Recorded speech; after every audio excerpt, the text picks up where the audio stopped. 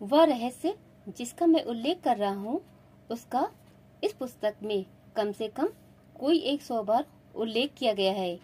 इसे सीधे नामित नहीं किया गया है।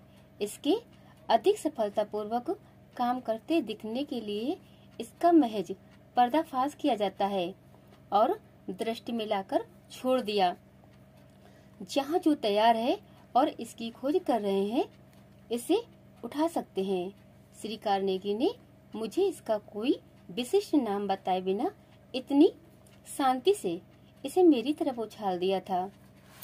यदि आप इसका उपयोग करने के लिए तैयार हैं तो आप हर अध्याय में कम से कम एक बार इस रहस्य को पहचान लेंगे। मैं चाहता हूँ कि मैं विशेषाधिकार महसूस कर सकूं। आपको ये बताते हुए कि आपको कैसे पता चलेगा कि यदि आप तैयार हैं, लेकिन वह आपको उन अधिकांश लाभों से वंचित करेगा जो आप अपने तरीके से खोज करने में पाएंगे। जब इस किताब को लिखा जा रहा था, मेरे बेटे ने, जो तब अपने कॉलेज के अंतिम वर्ष के कार्यों को पूरा कर रहा था, दूसरे अध्याय की पांडुलिपि उठाई, उसे पढ़ा और खुद के लिए इस रहस्य की खोज की। उसने उस जानकारी को इतनी प्रभावी ढंग से उपयोग किया कि एक औसत आदमी जितना कभी कमाता उससे अधिक के शुरुआती वेतन पर वह सीधा एक जिम्मेदार स्थिति में चला गया। उसकी कहानी संक्षेप में अध्याय 2 में वर्णित की गई है। जब आप इसे पढ़ते हैं, शायद आप किसी भी ऐसी भावना को जो आप में हो सकती थी खारिज करेंगे जिसको ये किताब की शुरुआत में बहुत ज्यादा देने का वादा करती है।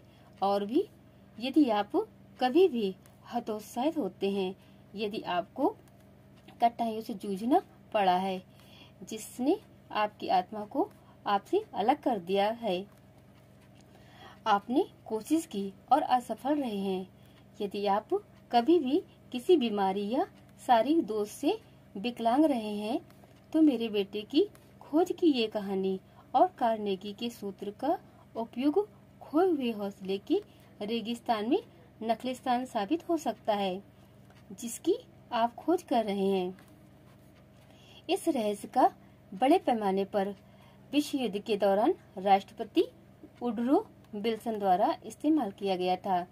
यह हर उस सिपाही को जिसने युद्ध में हिस्सा लिया, मोर्चे पर जाने से पहले प्राप्त किए जाने वाले प्रशिक्षण में ध्यान से पिरोकर दिया गया था।